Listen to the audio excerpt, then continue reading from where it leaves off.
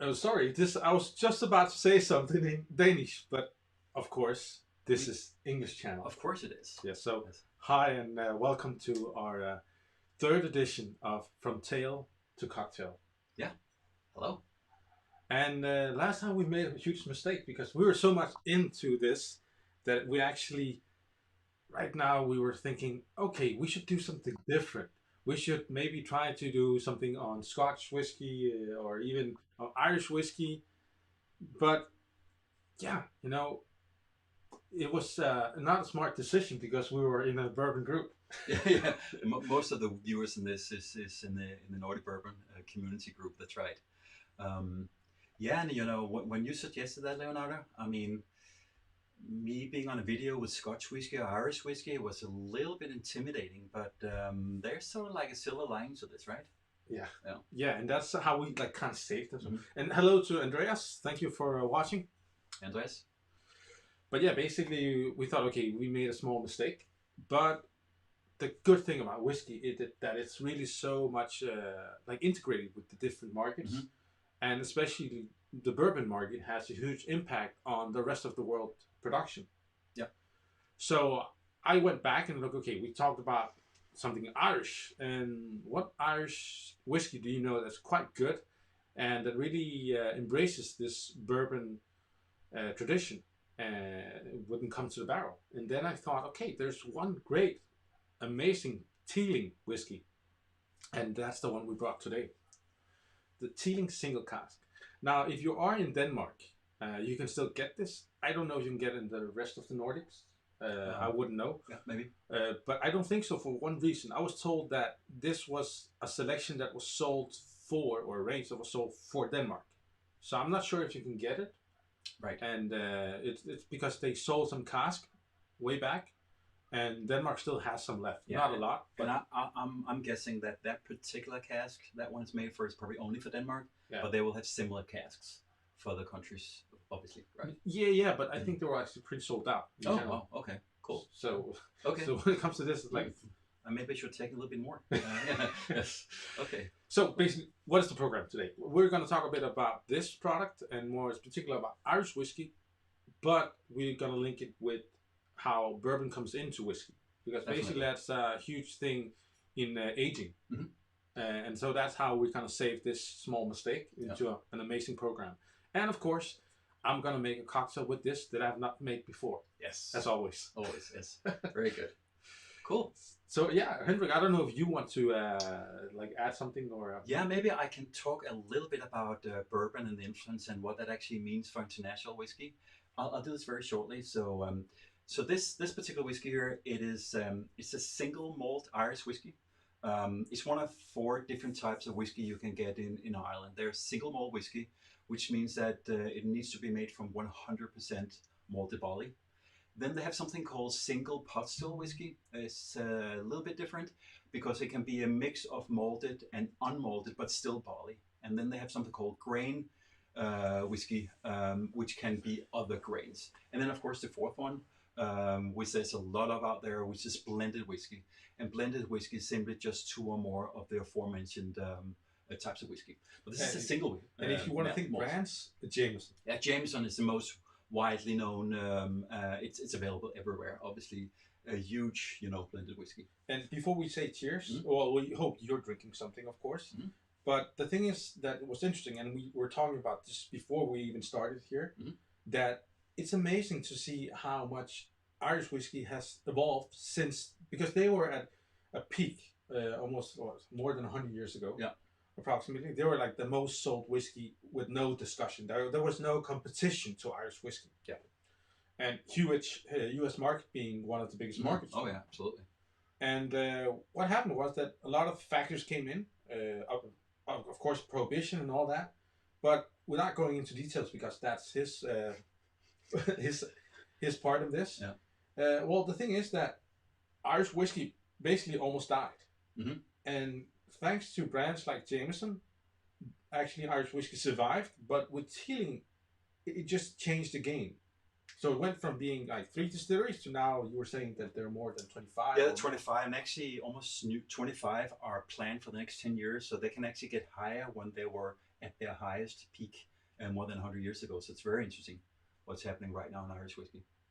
And especially Teeling. Teeling, uh, I don't like to point so much on brands, but Teeling is amazing because they work in a very like they're like scientists. They're trying to see how we can bend the rules, how we can take it to extremes, how can we just change the perception of whiskey, how can we really take it to the next level. Mm-hmm. And Henrik will speak more about like how old this is, but you can buy a whiskey that is 24 or 23, I don't remember, but it's the one that won as the best whiskey last year. Yeah. And people say, okay, how can they have whiskey that's that old when they only existed from 2015? Yeah. And yeah, I guess you'll mention. Yeah, I'll mention that. I mean, you can obviously source from other distilleries and stuff like that. But I can maybe very briefly, because we're going to taste this in about 1 minute. Yes. So this is a single malt whiskey. It's a single cask series. It is 14 years old.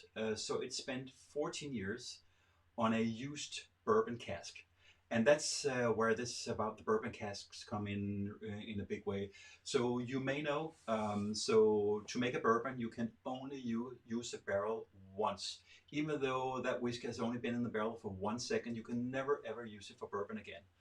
So used bourbon barrels is a huge thing internationally, and they sell it, for instance, to these guys.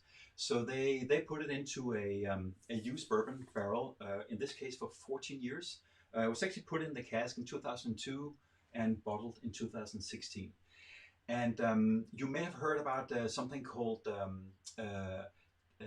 Angel's Share, which is sort of the evaporation. But there's another term called Devil's Cut.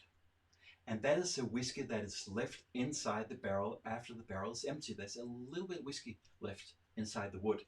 And that is what these guys can take out of that when they put that into the barrel for 14 years. It's pretty amazing. So should we have a quick taste? Yes. Just a quick sniff.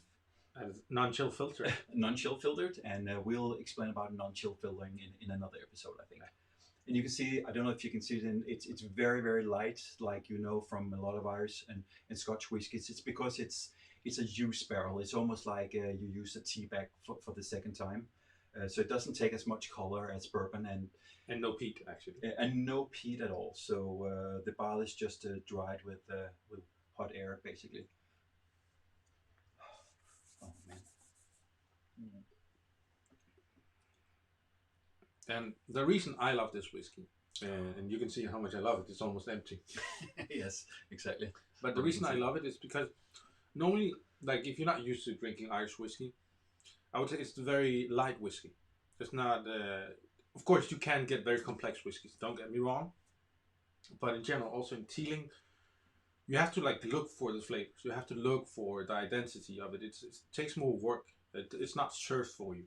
And so if people are loving the peated whiskey and they go into something like this, they're like, there's some lagging flavors. Now this one kind of breaks that rule because it just has so many flavors subtly, but you still have them, and some of them just pops out like orange. It really hits you. Exactly. The barrel also is quite. I could sort of a little bit on the nose, but definitely on the palate. It has nice viscosity, good mouthfeel. I could get the vanilla pretty much instantaneously. That comes obviously from the bourbon casks. A little bit of caramel. The orange peel was there immediately for me. A lot of fresh fruit. Very, very nice. And that you can taste and smell that it is a malt whiskey. So there's no hiding that one. But it's in a very nice way. I mean, for bourbon drinkers like myself, this is a very, very good segue into Irish whiskey if you want to drift away a little bit. So. But be warned, it's not like soft. It's because it's higher proof. Yeah, it's 54.6 ABV, so that is 109.2 proof. So that's a pretty good one. Yeah, but it's not that strong compared to if you would take any other. Yeah, I mean, obviously I sit here. Oops, that's my alarm. Sorry about that.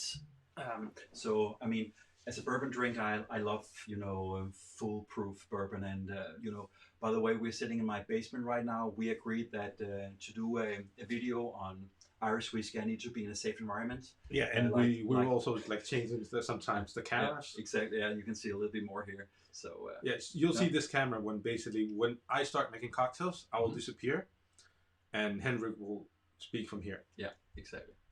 Yeah, but I really like this. I'm very very surprised. I'm ready to open my eyes a little bit towards Irish whiskey, because I tried Jameson, and while okay with ginger ale, something like that, I don't think it's, for me it's not spectacular. It's a little underwhelming, I think. It's very blend. Actually, that's the word. Yeah, bland. Yeah, exactly. Even though it's a blended whiskey, yeah, exactly. It's like, what you get with Jameson is in general, unless you go for the Jameson products that are not named Jameson, you usually get very blended. Even with they had this special lineup with the blended dog and no blenders. I don't remember the lineup. They had Master Select. There was like 3 ranges, and even with those, they were better, but you get way more identity with whiskeys that try something else. Even they have one that's Teeling Stout, and like you have that beer feel from a stout. It's kind of like, it's pretty amazing. Yeah. I didn't enjoy it the first time, but after I got to appreciate like the 3rd bottle, I was sold because I could see what it can do. But yeah, this one is a very good whiskey if you want to go from like bourbons or even Scotch. This is a good entry because most whiskey drinkers will like this one. Definitely. Because it's not too bland, it's not too sweet, because the strength of the alcohol strength, it kind of compensates for the sweetness. Yeah, and those bourbon notes are definitely there. I'm actually really, really positively surprised in this one. So you're actually going to make a cocktail out of this? Yes. That's going to be interesting. It's and I'm still right now as we speak, I'm still like thinking, because what do we do every time we do a cocktail with whiskey? We don't want to kill the whiskey. We want to enhance the flavors. That's a good point. And this is the challenge. Anybody can make a cocktail with whiskey, but the challenge here is to actually embrace the flavor, the profile of that whiskey we have right here. So people that actually made the whiskey, they're like, wow, you made something amazing. Yeah. You have to convince the people that made this that it's good. Because you can convince your wife or your girlfriend or your lover. Or man. I mean, yeah. So, yeah. Yeah, you can definitely do that because they love you. Yeah, exactly. Yeah. Or love your money. Exactly. But the point is, when you convince people that love this product by itself, that's where you got a nice product. And that's the terms I'm thinking. I'm thinking, okay, how can I bring that flavor up so you kind of enjoy that whiskey? Yeah. And I won't say what I'm going to do yet until I do it. So do you want to get ready, Leonardo? Yeah, I'm going to get ready. I can maybe talk a little bit about go ahead. more about Irish whiskey. Yeah. So, and by the way, cheers again. Sorry, we keep forgetting. So cheers out there. Yeah. I'm going to switch you to number 1. Yeah. So the thing about Irish whiskey, when I researched this a little bit, so Irish whiskey actually involves whiskey from the entire Irish island. So that means the Republic of Ireland and also Northern Ireland. So you can have whiskey, Irish whiskey from both countries, basically. And as Leonardo said in the beginning, it was really the #1 whiskey in the world, more than 100 years ago.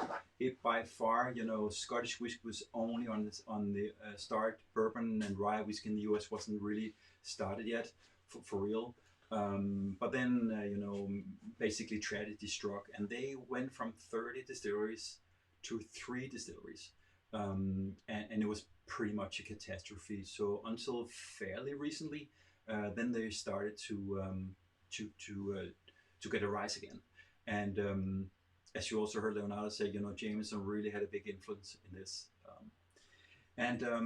Again, this is a single cask. It's a single malt whiskey. We talked about this a little bit if some of you saw the previous edition of these podcasts or video series.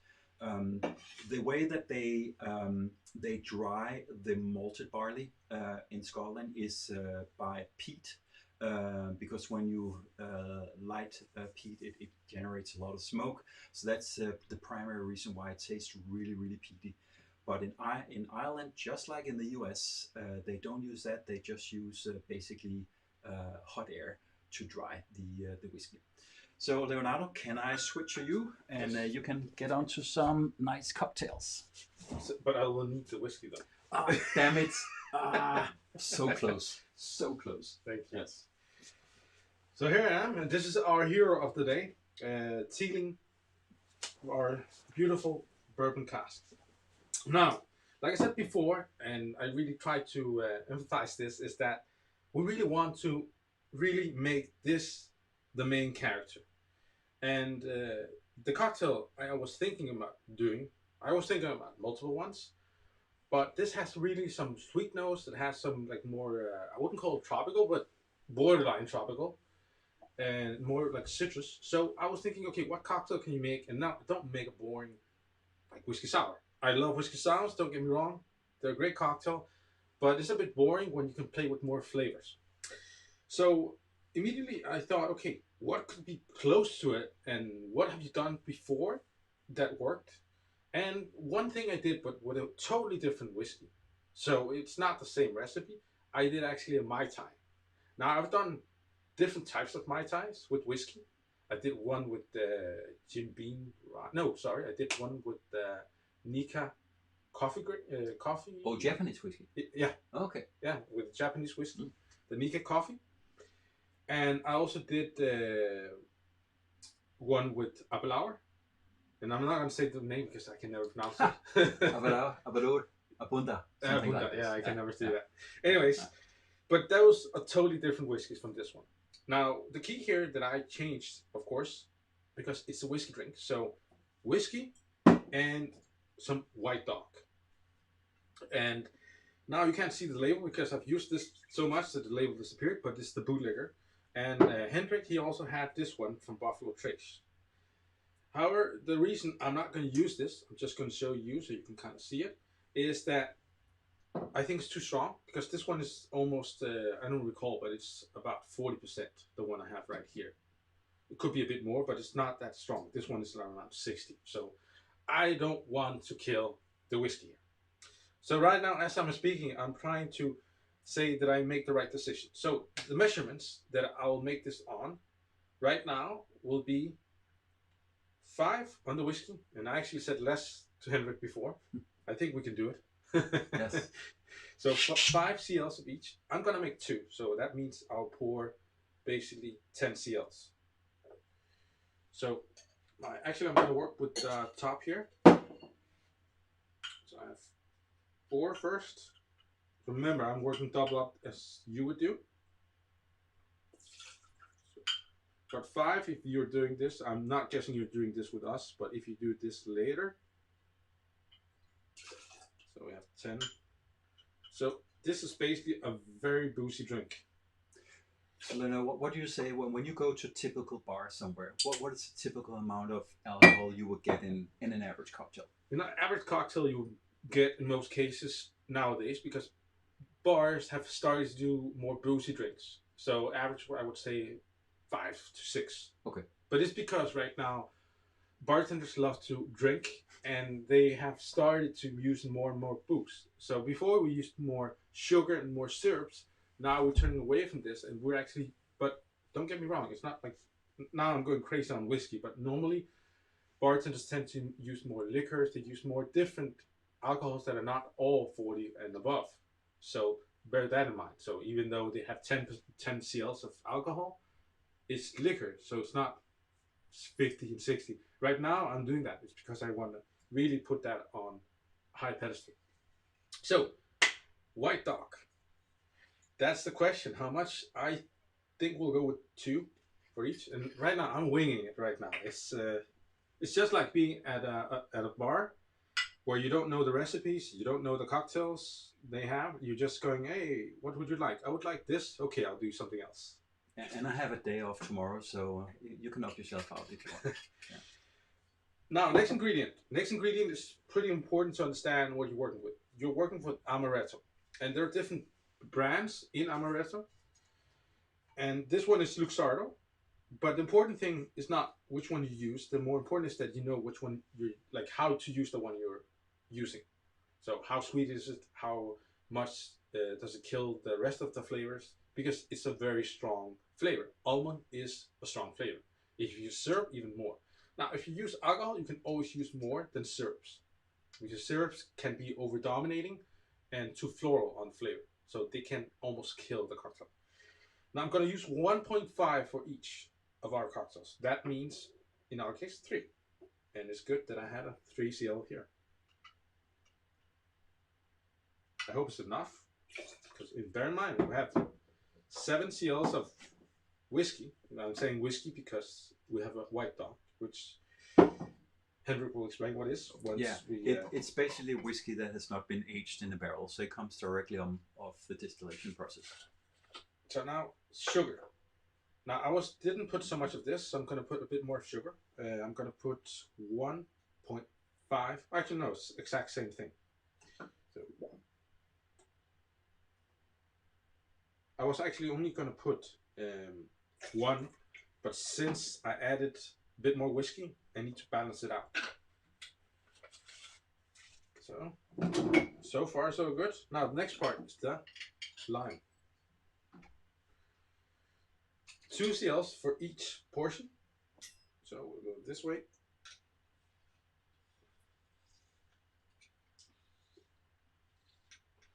So in this case, or in my case right now, it's 1 lime per serve, as I can see it right now. Yeah, some limes they give a lot of juice, and some give none. Yeah, that's weird. Yeah, it's actually not even enough, but it's good that I have a 3rd lime. Okay. Yeah, so that's pretty good. By the way, if you think this is crazy, just write, say, what the hell is that guy doing?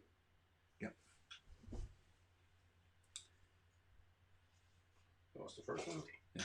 Oh, we have a lot of viewers here, and actually, Leonardo, I promise you could wave to Linus. He's watching us right now.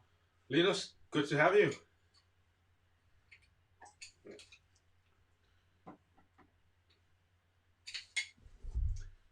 So you're basically putting 1.5 of the lime per person, basically. Yeah, basically. But you cannot say 1.5 per lime because it's different. Sometimes you would get more juice, so it's 2 CLs per portion. Yeah.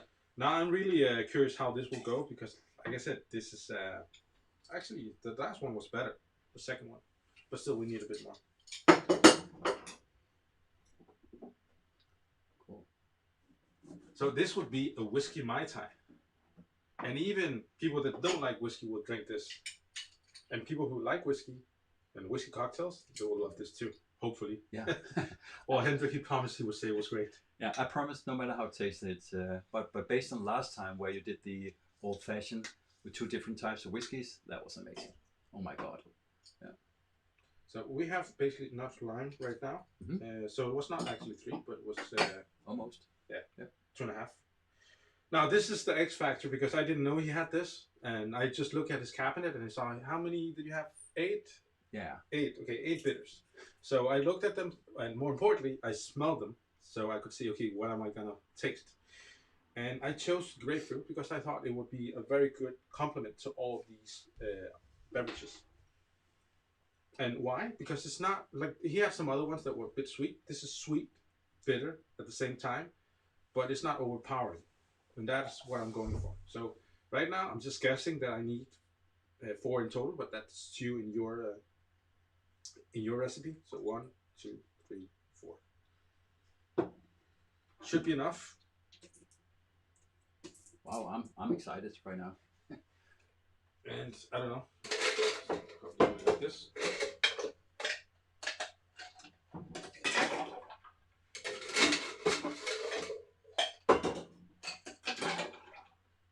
So if you haven't shaken before, if you only drink by the dram, so this is the 2-part shaker. This is where my experience as a mixologist comes in, or mixologist, that is so snobby. Sorry, as a cocktail bartender. You have a 2-part shaker or a 3-part shaker, doesn't matter, but when you have a 2-part, you need the 3rd part, which is the strainer. And this keeps the dead ice, the one I'm gonna shake right now, inside the shaker. So we will have new ice in the new serving glasses with serving ice. The shake here, now he has very hard ice. How can I say it? It's very compact. Like You can say cheap ice if you want. So I really don't know how it will go. It looks like it could break because it has like a hole in the middle. So if you have, what's it called? I'm not gonna shake so hard. If you do the bags, okay, I'm mumbling right now. If you have the normal traditional bags that you don't buy in the store, but the ones you need to fill water in, if you have those, you can shake very hard because they're very solid. The ice he has right now is not that solid, so I'm not gonna shake that hard because else I'm gonna water down the cocktail too much. So you want to keep perfect so you don't kill because water is great in certain amounts, just like when you drink by the dram. So give it a hard knock here, and then you shake. And if you shake this way or that way, it doesn't matter. Just shake enough. So here.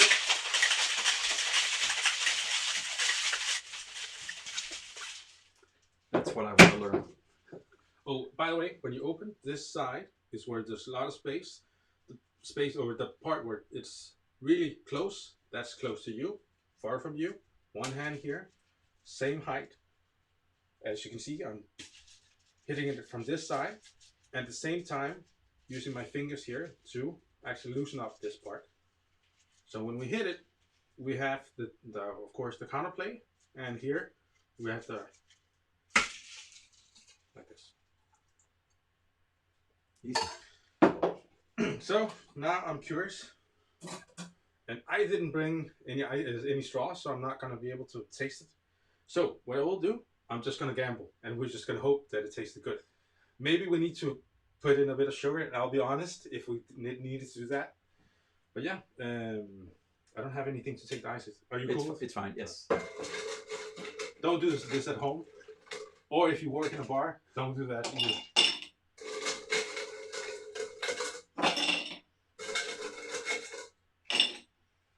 So, a lot of ice. Why? Because you don't want water the cocktail down. With little ice, we get too much water. With a lot of ice, we get almost no water.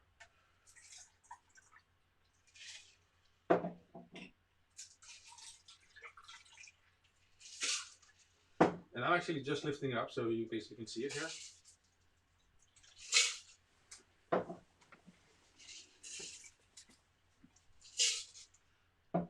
All right.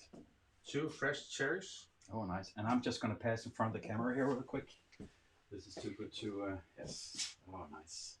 Okay. So I'm curious. Yes, okay. This is going to be interesting. Mm.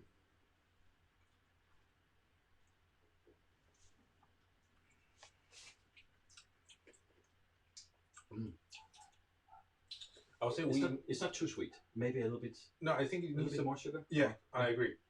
Half a CL of sugar more exactly. would actually do wonders. Mm-hmm. So we're gonna add a bit of sugar on each. So what did I put in the beginning? 1.5. 1.5. So 2. Yeah. So 2 would be the correct measurement. It's really an annoying measurement. So why do I add more sugar? It's because if we don't have enough, you're not bringing in the flavors. It kind of like brings all the flavors together. So that's why we added a bit more. Mm-hmm. Nice. Should I stir? Yeah, just a little bit, yeah. Thank you. Cheers. Yeah, cheers. Mm. Yeah, exactly. Perfect. And what you're going for here is like taste the whiskey. Mm-hmm. Because we have some other ingredients, but the hero is this. Yeah. So we're going to sit down and we're going to see if we can taste the whiskey, comparing the whiskey and the drink. Mm-hmm. I think I can, but thinking and knowing is 2 different things. Yes, exactly. So you have a seat and yeah. I'll just switch the camera real quick. So I hope you learned something. Yeah. So we're back here on the other camera. Mm. Yes. Oh, nice. I really like this. Yeah, so this is actually pretty neat, you know, getting to talk about whiskey and getting served cocktails. So that's actually very nice. Hmm. Yeah, so we're just gonna switch camera for the last time in just 1 second. Do you want to sit down, Leonardo? And then I will switch camera. Just go here. Oh, you can do it. Yeah. Yes. So yeah, we're back, and I could definitely taste the Teeling, and Henrik promised to say it tastes good, so you have to take his word for it. Did you see that? Okay, I'm not sure. No, it's a really good cocktail. Like last time, I can actually taste the whiskey for sure in it. You are right on that. And I'm actually surprised the amaretto isn't more predominant, because I've been using amaretto in some cocktails that, I mean, you basically said that you have to be very careful. Yeah. Because it can sort of take over real quick. Oh, wow. What are these cherries? Are they just normal cherries? Yeah, fresh. Oh, fresh. Cool. Fresh cherries. Excellent. So yeah, basically, like I achieved what I wanted to achieve on the second try, because I did need to fix the sugar, and the sugar is so important in any whiskey drink. Sugar just is a basic thing. It's just like water. Yeah. It's just with the dilution, it's the same. That's right. And I know a lot of people say, not so much sugar, but sugar is important in the right amount. Too little, and you just don't bring in the flavors together. Now this is boozy. Like we have, we're gonna be here for a while. Yeah, we have 5 cls of whiskey, of the Teeling whiskey. We have, and actually now that I tasted, I think 4.5 would have done the job. All right. I reckon it could have done the job. Right. And then we had 1.5 the White Dog. Yeah. Or was it 2? No, I forgot. And 1.5. No, it was 2. It was 2. Yeah, it was 2. So 5 of the Teeling whiskey and 2 of the White Dog. And 1.5 amaretto. 1.5 of the amaretto. And 2 cl simple syrup. Yeah, so that's good. And 2 of lime juice. So White Dog, maybe this is the cue for the White Dog. Yeah, so the White Dog, it's a weird name, and it's basically, so when you have distilled the whiskey, in this case it's American whiskey, so what they do, so whiskey is essentially just distilled beer. Start making beer, and they even call it distiller's beer, and then that is probably 7-8%, and then they put it into the distillation process, normally 2 times, and we didn't even talk about it in Ireland. They sometimes do it 3 times. So after that second time, the alcohol percentage is very high, and it's completely clear. As you can see, this is actually whiskey, and it's exactly the same color as water. And the reason why it's called White Dog, white you can probably guess because it's completely transparent, and dog because it sort of has a bite when you drink it, right?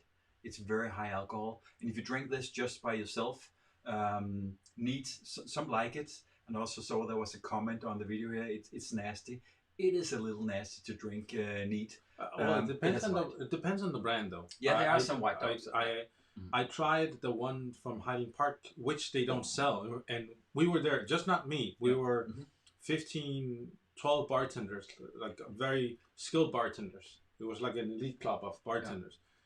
And we're like, why aren't you selling this? No, we don't sell. Are you crazy? This is amazing White Dog. Yeah. And no, it's because they don't want to like sell it. It's just so you can taste it, but as a connoisseur or like people who work with this. Yeah. And in the US, normally the alcohol percentage of the White Dog is between 70 and 80 when it comes off the distillation process.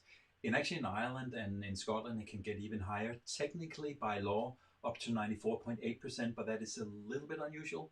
But in the US, there is a rule that once it comes into the barrel, it can be maximum 62.5, which is actually what this particular White Dog is. That is the maximum allowed percentage going into the barrel. And Henrik, you have something you said where I was thinking maybe I should ask you, but I didn't want to break your thread.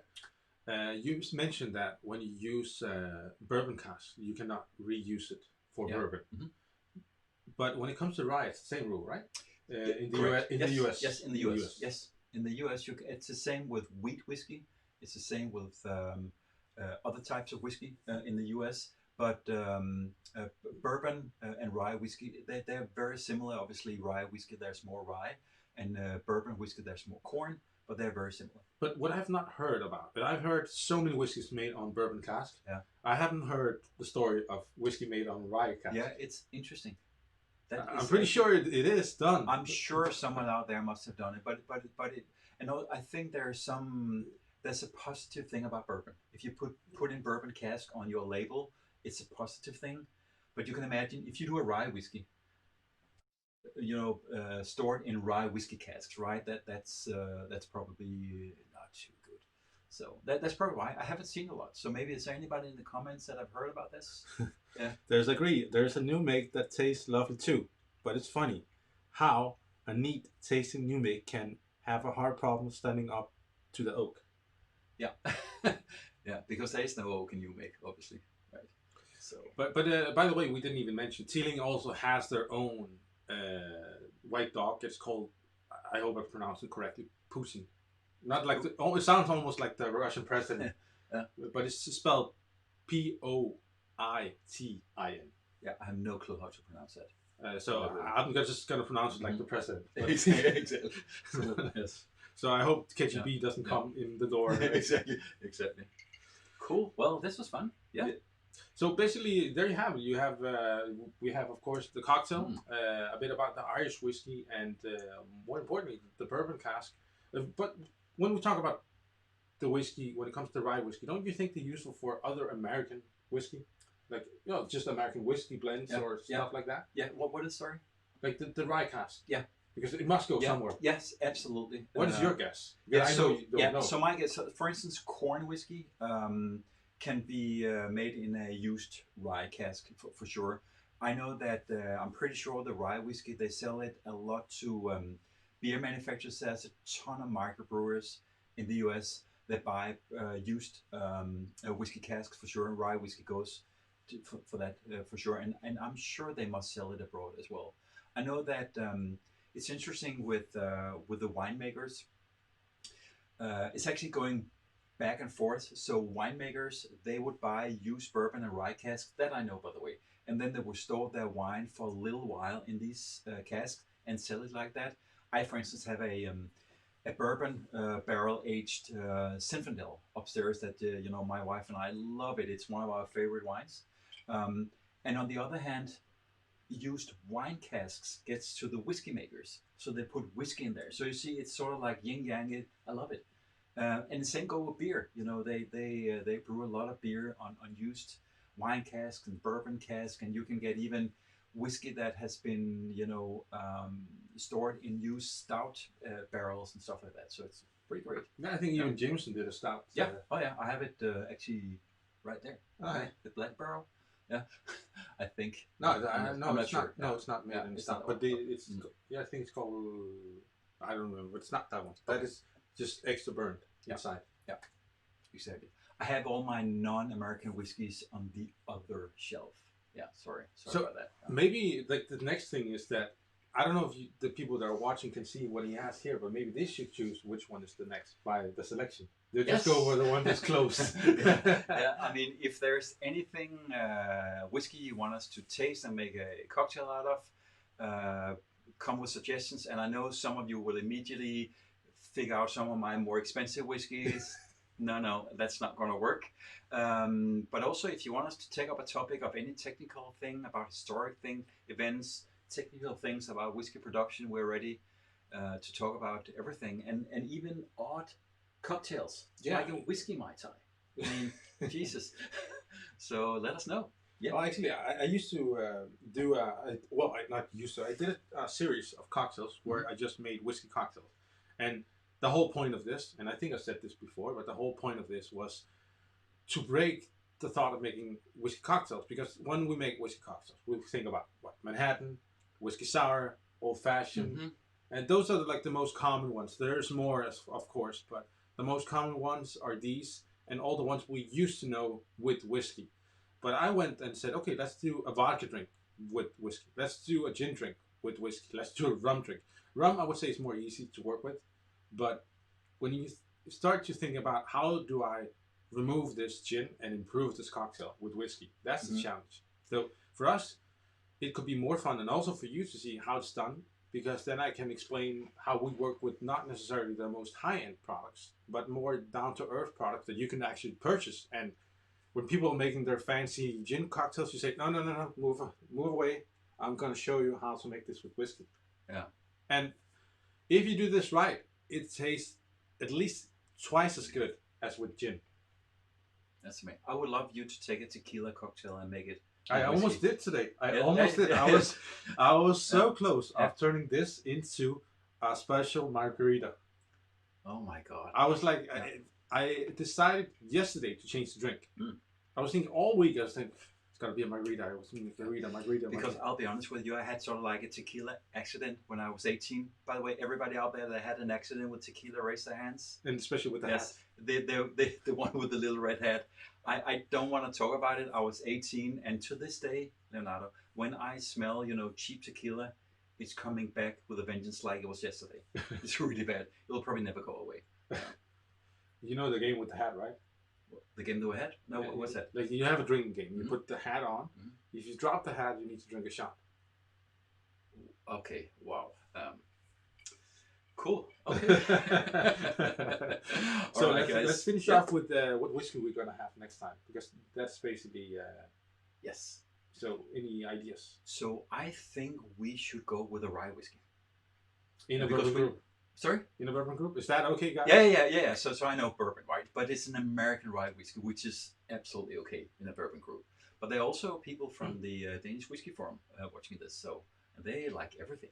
So that's very nice. Oh, they like everything except bourbon. Yeah. So I would go with the rye whiskey, and I have some spectacular things in mind. And you have to stop me there because there's so much story about rye whiskey in the U.S., Maryland, and Pennsylvania, how it all started. But we can maybe take that in another afsnit, I would say in Danish. So, yeah. So should we reveal some names, potentials, some candidates? I think you should put in the comments what you would like us to put in there. Yeah. And I have some interesting ones. Cheap ones like Jim Beam, which is really good. There's Whistle Pig, which is a fun name. It's bottled in Vermont, but technically it's a Canadian whiskey. I also have And actually, you guys don't know, but we agreed when we're not filming. We were talking